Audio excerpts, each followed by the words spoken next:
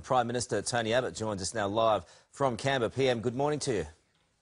Good morning, Carl. We will get to that agreement in just a second, but first of all, on asylum seekers, can you tell me this morning where the 153 asylum seekers at the centre of the High Court challenge are this morning?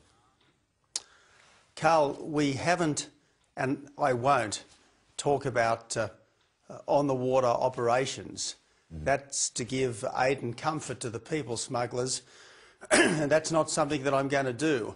What I am going to do, though, Carl, is to reiterate the government's absolute determination to stop the boats, because if we stop the boats, we stop the deaths, and that's why it is absolutely critically important that Operation Sovereign Borders continues to succeed. Can you at the least this morning, though, confirm that they will not be going back to Sri Lanka? They won't be sent back to Sri Lanka?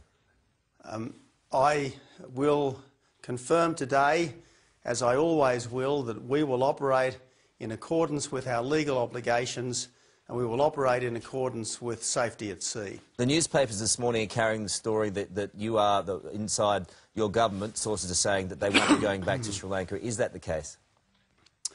Carl, I'm just not going to make any comments upon Operation Sovereign Borders activities on the water. I just want to stress to you and your listeners that we will comply with our legal obligations, and we will certainly comply with our obligations to promote safety at sea. Are those people safe? They certainly are. OK. If the High Court goes against you in regards to this decision, will you change the policy more broadly? What the Australian people elected us to do was to stop the boats. And let me stress again, Carl, if we stop the boats, we stop the deaths.